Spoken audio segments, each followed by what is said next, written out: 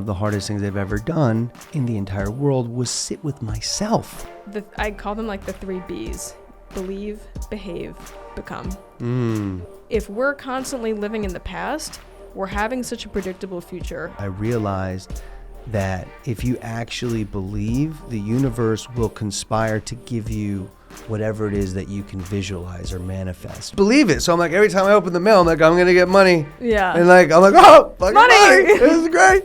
What? So I just think the market's good and all of a sudden it'll be good? The $1 million buyers don't want to work with an agent who thinks the market's bad. First thing he did was take a picture of me and look at this app and check my aura.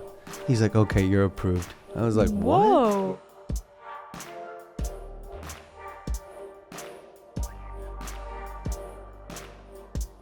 Welcome, welcome, welcome. This is the Broker That Never Sleeps podcast. I am Nile Lundgren and I'm Samantha Germano. Hello, Sam. Hello, Nile. How many hours of sleep did you get last night? 7.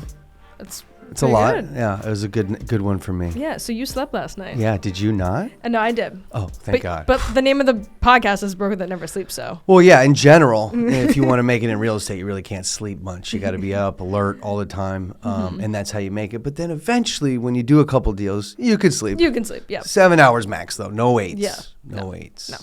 Not around here. Not around here. So today, Sam's going to get into some amazing celebrity gossip and news and real estate stuff. Hilarious, amazing, super cool, and fun. But that's not all. We're going to talk about some amazing things we've always been talking about on this podcast, optimizing your ability to be the best potential real estate agent possible. Yep. Samantha just got back from an amazing retreat with Joe Dispenza, and we're going to talk about mindset today. So it's going to be amazing, but I'm going to pass it along to Sam right now. Yes, this is, every episode that we record is amazing, but this is probably my favorite because this topic is near and dear to my heart. Yes. But before we get into it, let's talk about some fun, cool, exciting celebrity news. Very good. Can't wait. Okay, so Michael B. Jordan is in contract to buy a penthouse in, guess the neighborhood. You've been on point with guessing where celebrities buy. I've really got to brush up on my celebrity news before I get onto these podcasts. But I'm going to say something like a little bit more commercial, like Chelsea / like Hudson Yards-ish. Okay, no, different borough. Yeah. Brooklyn. Guess the neighborhood in Brooklyn. I would probably say downtown Brooklyn. Dumbo, yeah. Okay, yeah. Good views, unbelievable, little private, discreet, except for that one area where that picture is, and there's like 20,000 tourists there all the time. Totally discreet in Dumbo, except for that one area. You got to avoid that. But he's in contract to buy a $17.5 million penthouse at the Olympia in Dumbo. Wow. There's some speculation that he may not close on the deal. Sources say that he's slow to close on it. But right, he's waiting for the right broker. Look, Michael, you can call us. We're available. Michael B. Jordan, if you are listening to this, please give us a call. But if he does buy, he will be joining the Brooklyn Nets' Ben Simmons, who purchased a $12 million 2-unit combo on the 21st floor, along with like other A-list celebrities in the building too. So that's something to keep an eye out. So Yeah. if you want to, get your paparazzi cameras ready, you know where to go. Yep. Just joking. Don't. Privacy is important. Privacy is very important. But just go to that one area in Dumbo where you could take a lot of pictures. I'm sure they'll be there eventually. Yeah. I would say when it comes to celebrities scoping out apartments or, where to buy, privacy is probably the number one factor that they take into account when, whether they're going to purchase or not. Absolutely. Yeah. Yeah, it's really important. Yeah. So speaking of privacy, there is an area in the U.S. right now that is getting a lot of buzz because more and more celebrities are purchasing real estate there, and many, many A-list celebrities already have. Do you want to guess? Okay, it's just like a huge nation. Yeah. Pick one area. I'm going to say like Wyoming. Okay, so it's not Wyoming. Idaho. But East Coast. East Coast? Miami. No. In between. The Carolinas. North Carolina. Yep, that's where I have an investment property. We'll get into that. But I like that. I like North Carolina. So North Carolina has what they refer to as like the Hamptons of the South. It's called Figure 8 Island. And it's become an exclusive haven for celebrities like Jennifer Aniston, Alec Baldwin, Julia Roberts, even politicians like Al Gore, Barbara Streisand, and the CEO of Morgan Stanley. Casual. Pretty wild. So my sister, she's actually, her boyfriend lives on that island. Figured out. Yeah. So she spends a lot of time over there. I think like the entry price point's like $7-8 million just to even be on the island. And then if you want waterfront, it's even more money. But it is gorgeous over there. Yep. It's in the Wilmington area. Yep. I own a house right next to my sister's in Wilmington, North Carolina. So I've been down there and I know the island very well. So it's funny that you bring it up. Yeah. And my sister's always it's so funny because like you kind of like validated the island, but my sister's always like, this is a great island. There's a lot of big people. I'm like, yeah. No. It's North Carolina. That's what I always say to her. I'm like, I live in New York. Like, I'm sure they're big. Now you're telling me, and I'm like, oh, yeah, no. maybe she's right. Hey, me- Britta, I'm sorry. I love you. Britta, if you're let's go listening. back. I'm going to look at it with fresh eyes now and a drone to see who lives and who's going to be. Never mind. Yeah. I didn't say that.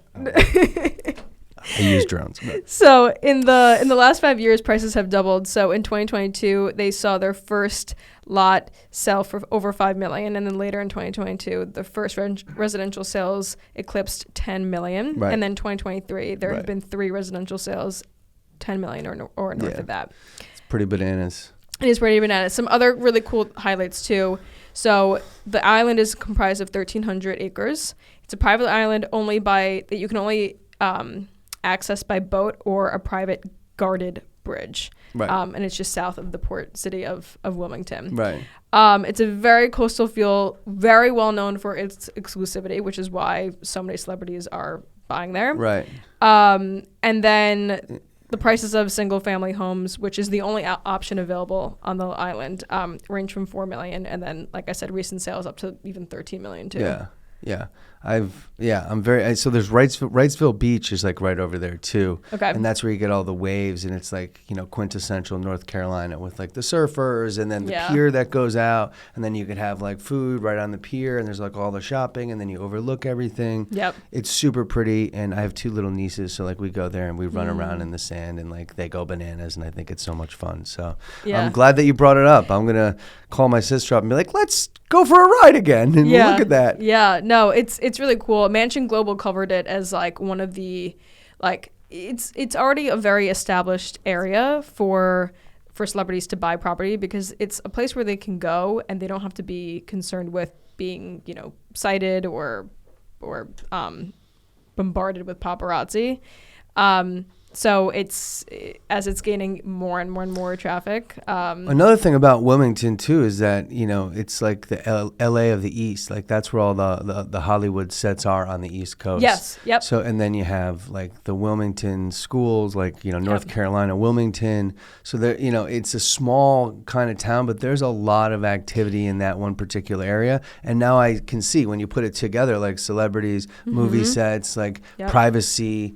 That all kind of adds up. I get it. Yep. There's a figure 8 island yacht club. It's only memberships are only available to residents. And then there's also the top-rated Eagle Point Golf Club, which is an 18-hole course, and it hosted the 2017 Wells Fargo PGA Championship. Wow. Which is really cool. Ah, geez. Yeah. Well, that's on the up and up. That's great news for me and my investment down there. Yeah. So, I'd love to hear more of that. Yes, absolutely. Elton John listed his $5 million condo in Atlanta recently. Right. And I just showed you earlier. So one of my clients just texted me first thing in the morning. I wake up and it's just Elton John in Forbes. And then he says, "Can you get me this?" And I said, "Yeah, of course." And then I found out what the listing is because they don't per se give the address. So it took a little bit of research, but it wasn't that hard. Figured it out, got the listing, sent it over to him, started the podcast. So I don't know what's going to happen next. And I'm not even sure what's going on. I've been to Atlanta once, but we're in real estate. We figure things out. No big deal. I'm sure there's Atlanta agents that would want to, co-broke with me. Hey.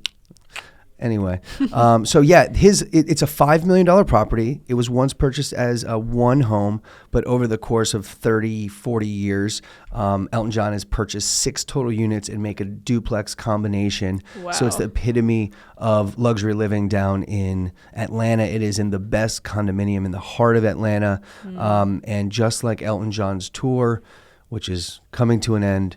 So is his time in Atlanta. That was Maybe I could sell it. That was beautiful. We love you, Elton John. We love you, Elton John. If you ever want to be a guest on this podcast, let us know. We'd love to have you. Yeah. We'll come to you. Yeah, we'll fly to you. You don't have to go fly here. Yeah. Well, that's really cool. Let us know what happens with that. Thank you, and I will. And it's so funny that your celebrity news was the same celebrity news that I got this morning. Oh. Seems like we're on the same wavelength. Speaking of wavelength, whoa, Samantha, let's just go to the second phase of this podcast, which is my favorite. Samantha was just in Florida on a retreat for 7 days, and I need you to tell me and everybody else about this experience. Please go now. Yes. So I went on a 7-day meditation retreat in Marco Island, Florida. With the retreat was hosted by Dr. Joe Dispenza. So Dr. Joe Dispenza. He holds a Bachelor of Science degree and is a doctor of chiropractic. And then his postgraduate training is in quantum physics, neuroscience, epigenetics, neuroplasticity, mind-body medicine, and brain-heart coherence. So pretty much everything that's important. Everything that's important. And the biggest takeaway I got from it was your mind is so powerful.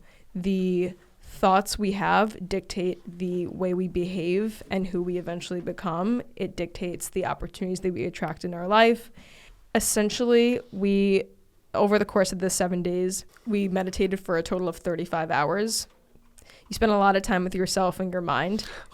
Just not to cut you off because you're going to say a lot of great things, but I did a 7-day silent meditation retreat. And I would say one of the hardest things I've ever done in the entire world was sit with myself for an extended period of time. How was that for you? It was really eye-opening. Like I'm a pretty self-reflective person. I'm pretty emotionally intelligent. I'm in therapy, but it's a different experience when you really sit with your mind. Because I think we live our lives constantly feeling the emotions from external factors, like, spending time with friends, watching TV, scrolling on TikTok. Like, we're so conditioned to feel feelings from our external world that we kind of forget that we can create those feelings for ourselves in our mind. You know what I mean? So has the TikTok era just affected everybody to the point where if they don't have instant gratification, people are in full-blown panic mode? I don't know. I mean, it's funny because I definitely, before going into this, would spend hours on TikTok scrolling. And now, I can't even get on it for more than 5 minutes because I feel my energy go down. Thank you for the sound effect. The sound effect. I'm pretty good at that. Anyway, because that's how I was spending my time. And now I'm like, I know how to create those feelings for myself through meditation, through breath work.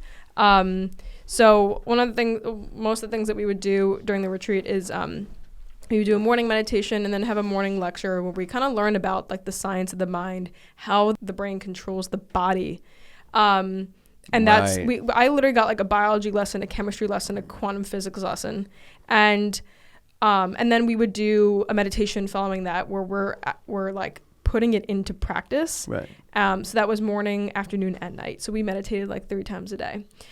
Like I was saying before, the biggest takeaway that I had was that I call them the 3 B's: believe, behave, become. And we can kind of get into this a bit further, but I think it's good to understand the way we've been conditioned before this. So a lot of us live our lives with a familiar past.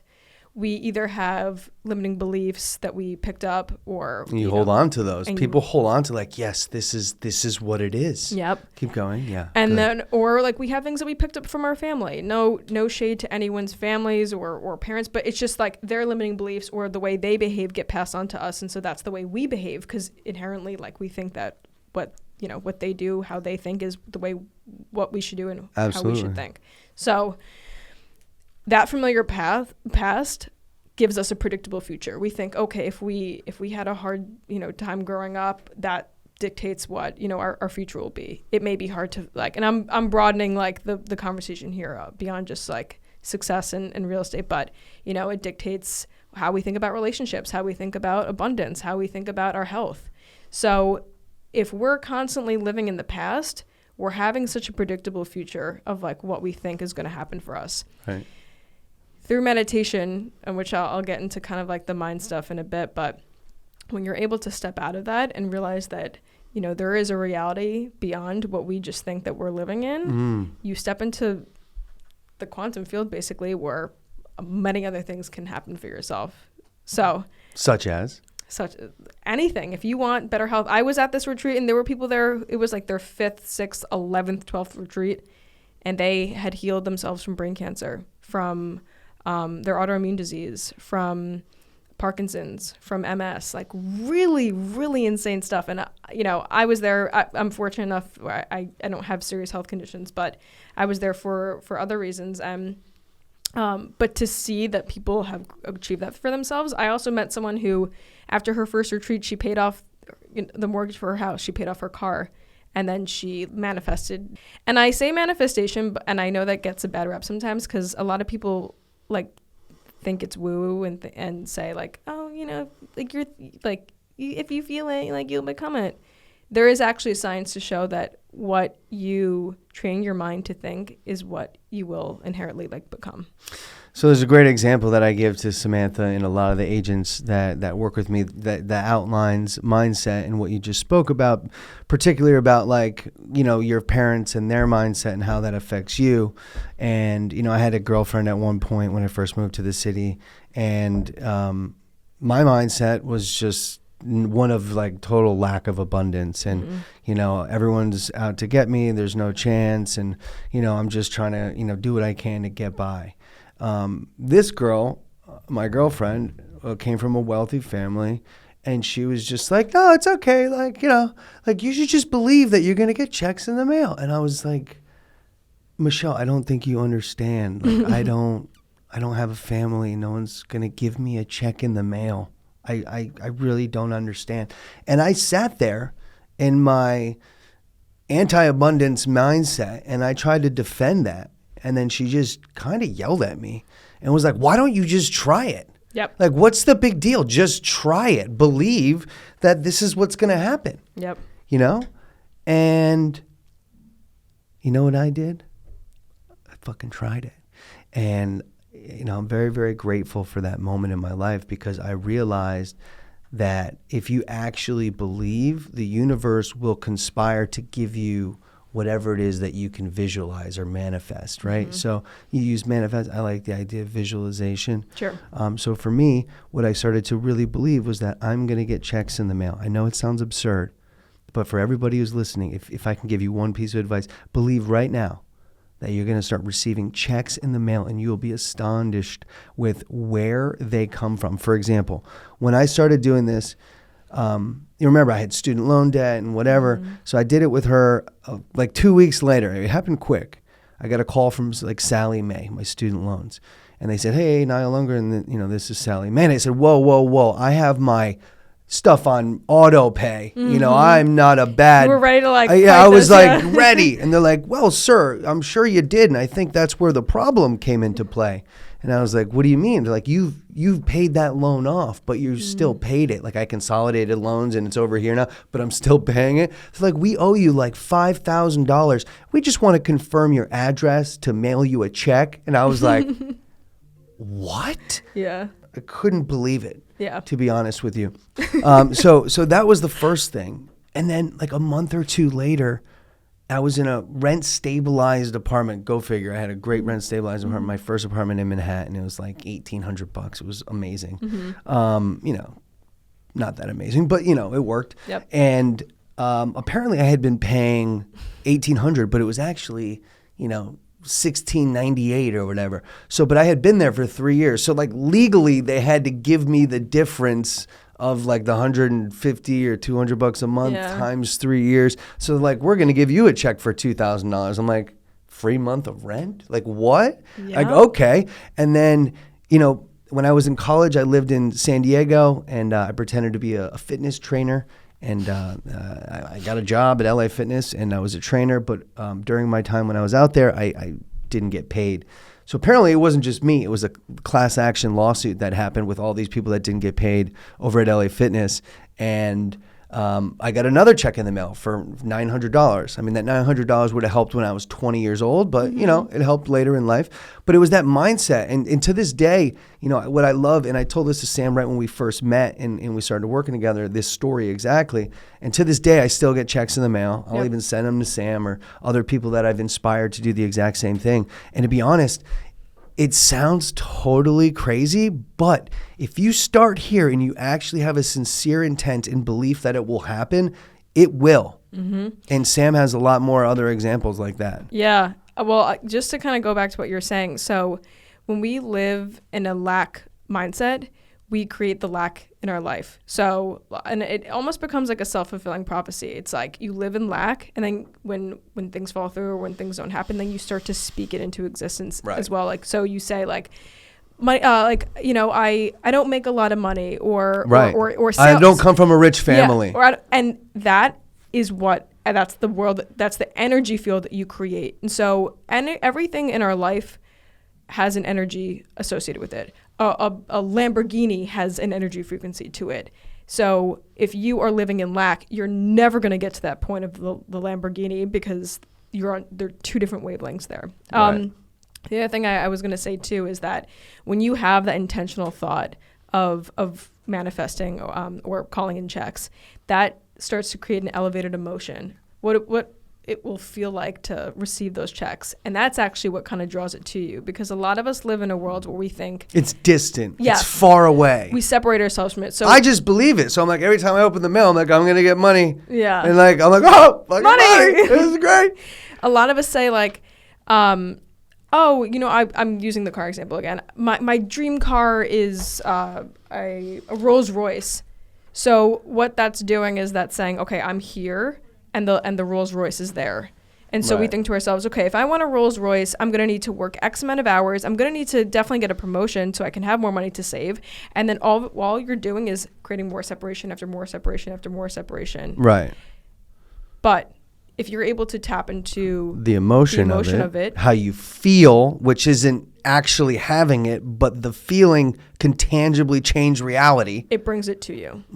And that kind of gets into some of the quantum physics stuff. But we're able to actually have reality move towards us versus us moving towards the reality. So let me just stop you here, because yesterday we had a team meeting and I talked about the extra mile and how it's never crowded, and also mindset, obviously because you came back from this retreat, and you know how even though the market is not doing so well on a national scale or global scale, and interest rates are continuing to climb and all these negative things are happening, part of our team philosophy is, despite all of that, our mindsets that I don't give a shit about the market. I create the market, and everyone on the team is a market maker. We're a deal maker. We don't worry about look, if the interest rates are high, we just go look for cash buyers. Like, this is not Nebraska. There are cash buyers around. We're doing deals with them frequently. By the way, we did 77 deals last year. We have 79 this year.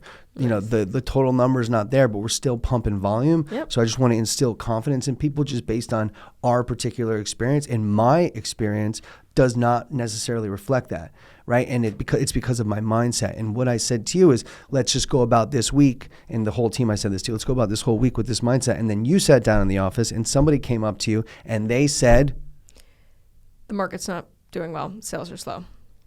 So this is like to kind of bring it into mindset, real estate. Right. So the difference in mindset, explain. Yeah. In real estate, if you want to buy into the narrative that the market is bad, sales are slow, that is what will happen to you. Now, I know for the people thinking, and while you're hearing this, like, what? So I just think the market's good and all of a sudden it'll be good?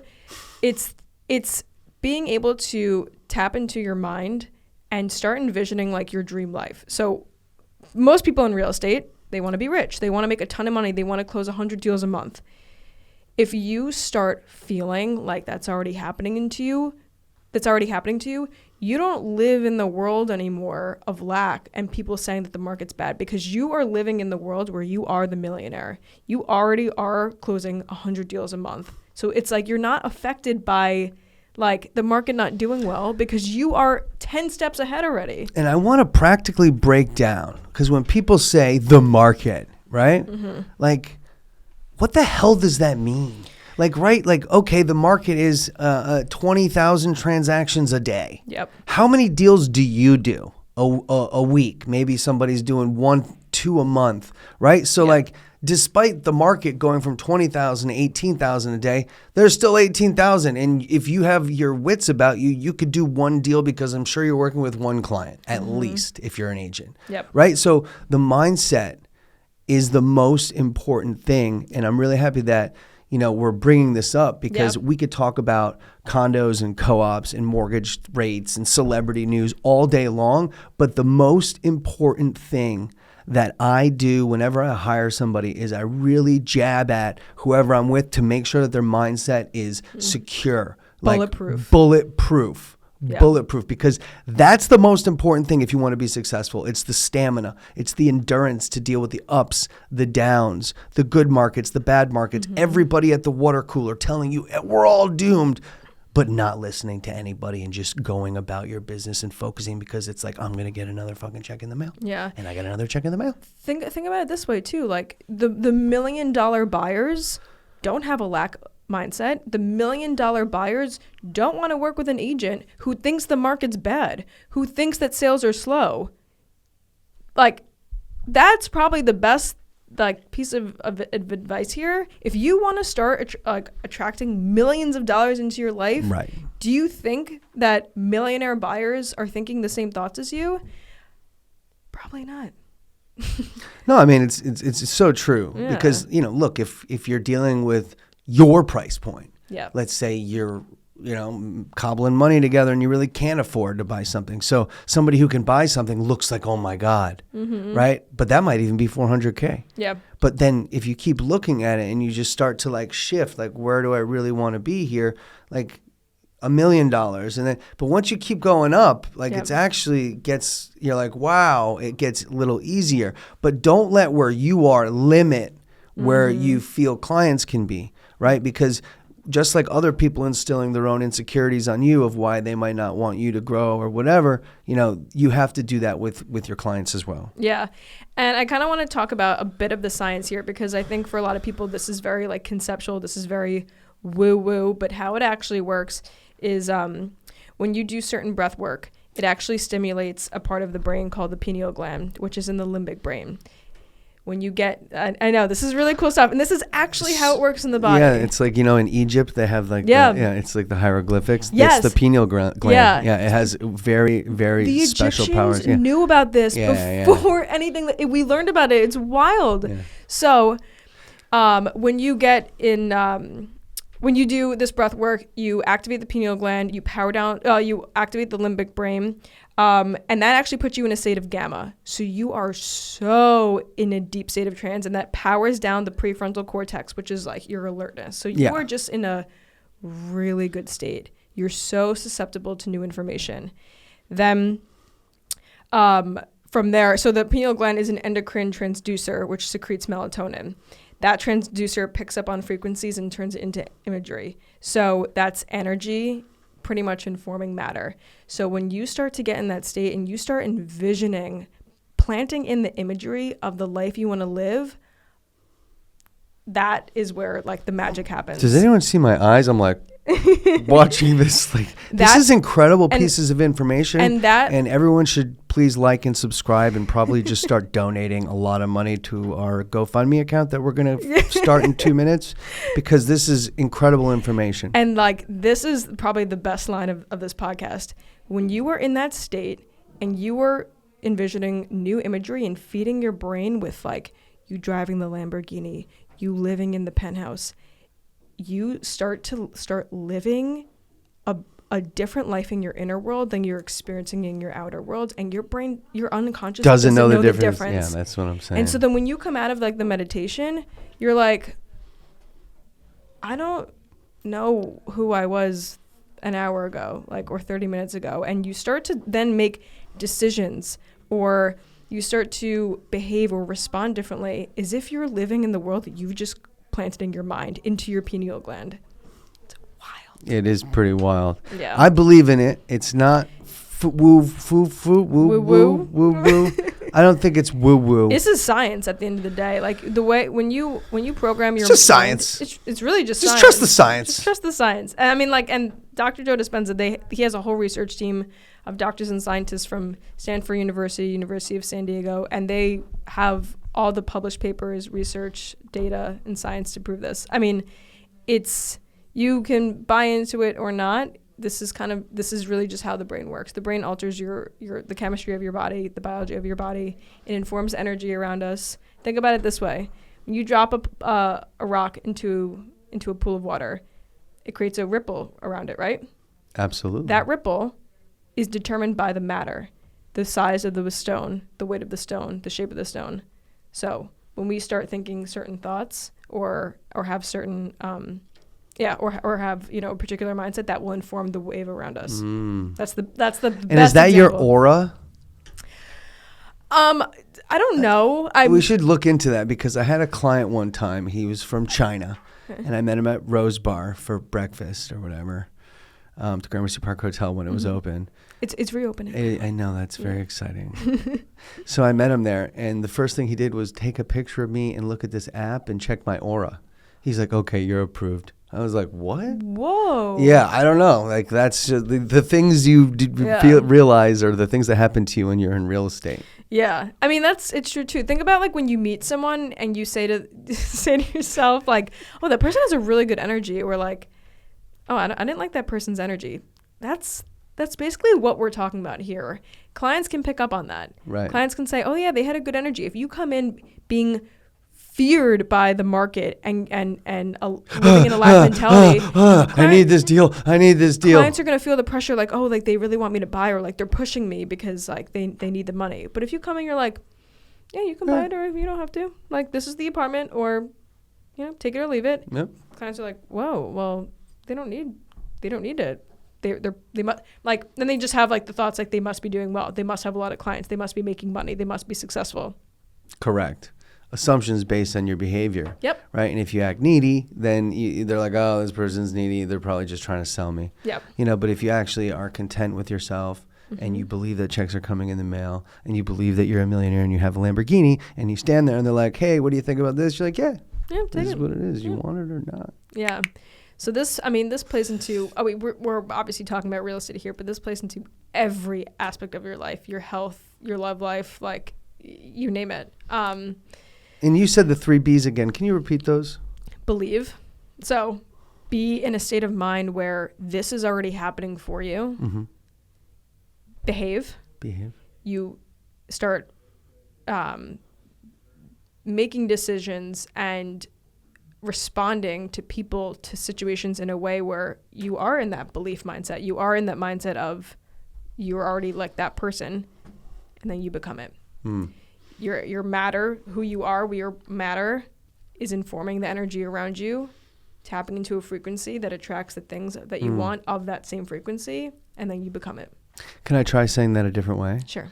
Because when you said that, it reminded me of something that I've always, it was a bookmark. You guys ever read books and have like a bookmark? Yeah.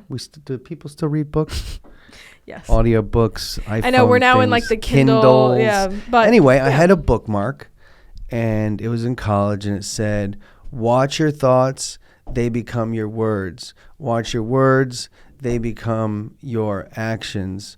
Watch your actions, they become your character. That's it in a nutshell. Yeah, it's the same thing. It all starts here because if you think about it, then you're going to say about it. And if you say about it, then you're going to be about it. And then if you're going to be about it, that's just who you are. Yeah. So if you start here and you change it, everything else can change. And even though your situation might not look as good as you want it to be, if you start, it will happen. I'm very confident of that. I remember too, like in the beginning, before I got into real estate, I would ask people, what's your first year like? What's your first year like? And everyone said, you're not gonna make money your first year. You're not gonna make money your first year.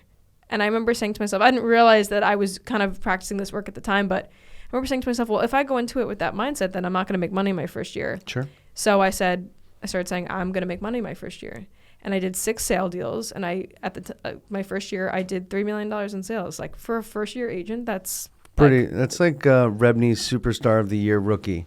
I'll give it to you. Thank you. We'll get a trophy etched, even though it's not official. Yeah. It's official here on this podcast. And some people say, "Oh, well, you worked hard," or "Well, you got lucky."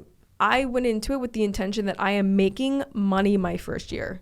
Yeah. So I did. Good for you. Thank you. Good for you, Sam. I think that's going to conclude our podcast today. I thought it was probably one of the best ones we've done yet. So please don't forget to like, to subscribe, to hit that notification bell, because we are dropping content and gems to you all over the internet. Week after week. After week. And, we hope to see you soon. So thank you so much. We hope you enjoyed, and see you later.